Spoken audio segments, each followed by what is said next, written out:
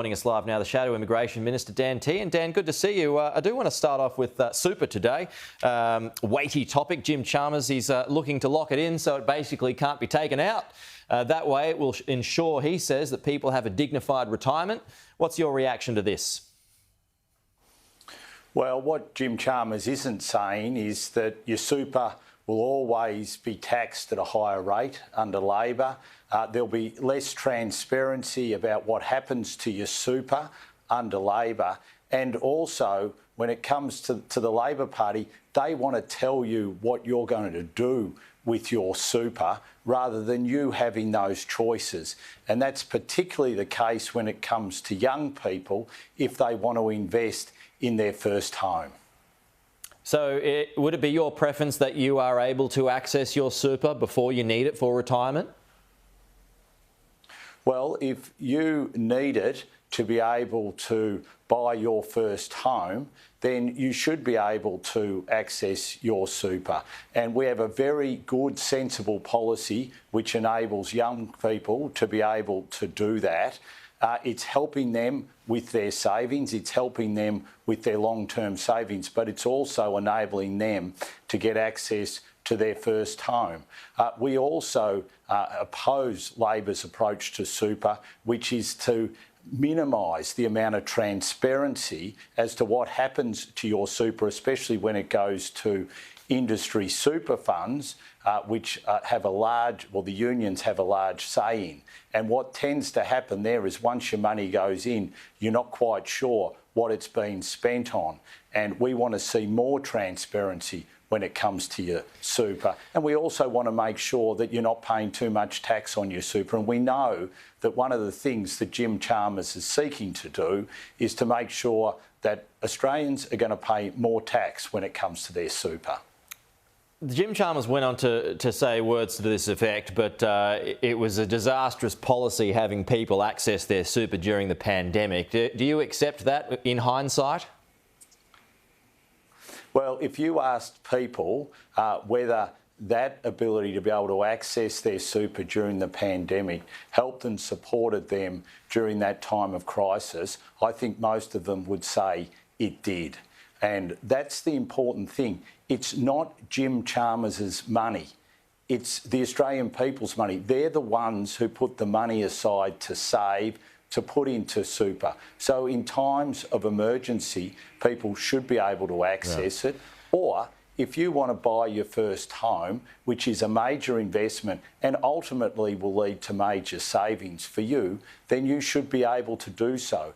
Instead, what we're hearing today, once again, is the Labor Party and Jim Chalmers telling you what you will do with your money and not giving you the choice to decide. Oh yeah, the problem being, though, with some people, at least in the initial stages, they were taking their super out and some of it was being gambled away. Which flies in the face of what the super system is all about. So obviously there were kinks in it. There were kinks in the system that needed to be ironed out. Could that be a potential problem down the track, though, if your policy or your idea for people to access their super early remains?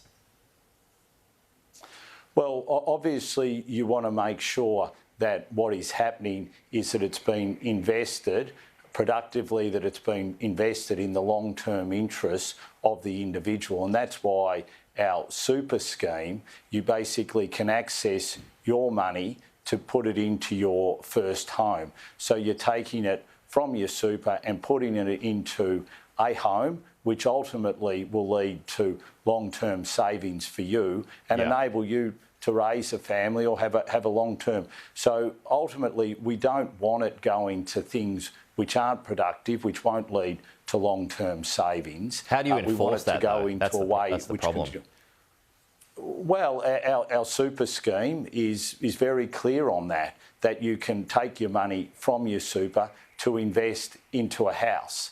And that's the reason, that's the purpose that you can do that. And that's why we think it's a very sensible policy and sets people up for the future, because we know when it comes to young people, well over 2/3 of young people want to be able to invest in a home.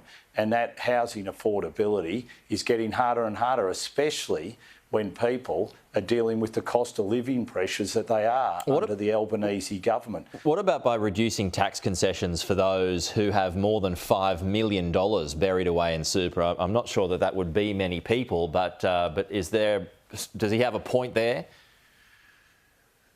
Well, look, we'll wait and see what the Labor government wants to do when it comes to taxing your super more.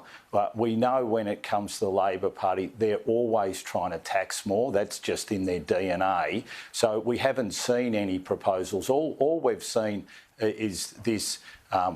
These words that he seems to want to put into legislation, no detail, and we haven't seen what they actually want to do to people's super, and that's the key point here.